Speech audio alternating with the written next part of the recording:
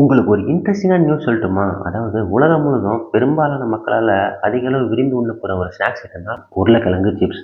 சின்னவங்கலேருந்து பெரியவங்க வரைக்கும் வயது வித்தியாசம் இல்லாமல் விரும்பி சாப்பிட்ற இந்த உருளைக்கிழங்கு சிப்ஸை கண்டுபிடிச்சது யாரு? அது எப்படி உருவாச்சுன்னு என்னைக்காச்சும் நம்ம யோசிச்சிருக்குமா? அதை பற்றி தான் இந்த வீடியோ ஸ்கிப் பண்ணாமல் பாருங்கள், ஷார்ட் அண்ட் ஸ்வீட்டாக முடிச்சிடறேன். அதாவது சாதாரண கடையிலேருந்து பெரிய பெரிய சூப்பர் மார்க்கெட்டுங்களுக்கு வந்து கிடைக்கிற இந்த உருளைக்கிழங்கு சிப்ஸு கிட்டத்தட்ட 30 பில்லியன் அமெரிக்க டாலர் மதிப்புமிக்க சந்தையை பிடிச்சிருக்குன்னு சொன்னால் நீங்கள் நம்புவீங்களா?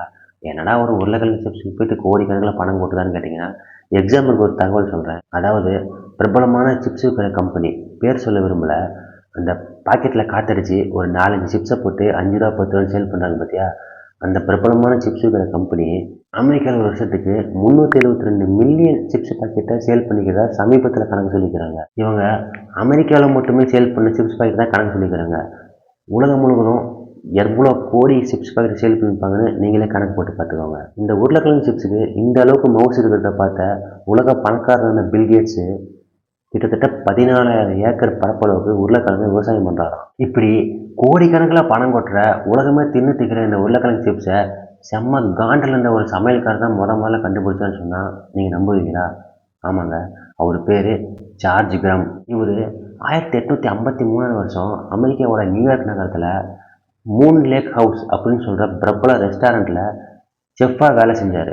இவர் செஃப்பாக வேலை செஞ்ச அந்த ரெஸ்டாரண்ட்டுக்கு ஒரு நாள் நைட்டு வாடிக்கையில் ஒருத்தர் வந்து ஃப்ரெஞ்ச் ஃப்ரை ஆர்டர் பண்ணிக்கிறாரு. இவரும் ஃப்ரெஞ்ச் ஃப்ரை செஞ்சு அந்த வாடிக்கையாளருக்கு கொடுத்துருக்கிறாரு. அவர் மொறு இல்லைன்னு சொல்லிட்டு அந்த ஃப்ரெஞ்ச் ஃப்ரை திரும்பி அனுப்பியிருக்காரு. சரி, இவர் மறுபடியும் செஞ்சு கொடுத்துருக்காரு. அது இன்னும் மொந்தமாக இருக்குதுன்னு சொல்லிட்டு திரும்ப அனுப்பியிருக்காரு. சரி, மறுபடியும் செஞ்சு கொடுக்கலான்னு சொல்லி செஞ்சு கொடுத்துருக்காரு. அப்பயும் மொறு இல்லைன்னு சொல்லி திருப்பி அனுப்பிட்டாரு. இப்படியே ஒரு 4-5 டைம் திருப்பி அனுப்பிட்டதுனால கடுப்பான இந்த செஃப்பு, இப்போ நான் ஒன்று செஞ்சு கொடுக்குறேன், இதை எப்படி இருந்தாலும் திருப்பி அனுப்புகிறா நானும் பார்த்துறேன்னு சொல்லிட்டு அந்த உருளைக்கிழங்கை இருக்கிறதுலே மெல்லிசாக சீவியிருக்காரு. இந்த சீவனை அந்த உருளைக்கிழங்கை எண்ணெயில் போட்டு நல்லா பொரிச்சிட்ருக்கிறாரு. பொரிச்சிட்டதுக்கப்புறம் ஒன்று எடுத்து சாப்பிட்டு பார்த்துருக்காரு. அது நல்லா மொறுன்னு இருந்திருக்குது. அதை லேசாக உப்பு தூவி இப்போ அந்த வாடிக்கையாளர் கொண்டு போய் கொடு, எப்படி திருப்பி அனுப்புறோம் பார்த்துலான்னு சொல்லி கொடுத்துருக்குறாரு. அதை சாப்பிட்டு பார்த்த அந்த வாடிக்கையாளர், அடா இந்த சுவை செம்மையாக இருக்குது, இதோட பேர் என்னன்னு சொல்லி கேட்டுக்கிறாரு. நானே கடுப்பில் செஞ்ச இந்த டிஷ்ஷு, இதுக்கு போய் என்னத்த பேரை போய் சொல்கிறதுன்னு சொல்லிட்டு யோசிச்சு பார்த்தவர் அந்த ரெஸ்டாரண்ட் இருந்த இடம் பார்த்தீங்கன்னா சரடோகா சிப்ஸ்.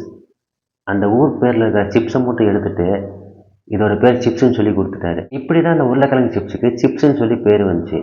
அன்றைக்கி செம்ம கடுப்பில் இந்த ஆள் செஞ்ச அந்த டிஷ்ஷு தான் இன்றைக்கி உலகம் முழுவதும் கோடிக்கணக்கில் பணம் கொட்ட ஒரு டிஷ்ஷாகவும் எல்லாருக்கும் ஒரு சைட் டிஷ்ஷாகவும் இருக்குது. அவர் அன்றைக்கி நினச்சி பார்த்துருக்க மாட்டார் இந்த அளவுக்கு இந்த சிப்ஸில் கோடிக்கணக்கில் பணம் கொட்டுன்னு சொல்லிட்டு. நீங்கள் என்றைக்காச்சும் கடையில் போய் உருளைக்கிழங்கு சிப்ஸ் வாங்கினீங்கன்னா இப்படி தான் உருவாச்சுன்னு சொல்லிட்டு நினச்சி பாருங்கள். ஓகே ஃப்ரெண்ட்ஸ், இதோட இந்த வீடியோ முடிச்சிடுறேன். இந்த தகவல் பிடிச்சிருந்தா லைக் பண்ணிட்டு ஷேர் பண்ணிட்டு நம்ம சேனலை அப்படியே சப்ஸ்கிரைப் பண்ணி விட்ருங்க. அந்த ஆல் பட்டனை அழுத்தி விட்ருங்க. மீண்டும் அடுத்த நல்ல தகவலோடு உங்களை சந்திக்கிறேன். Bye bye.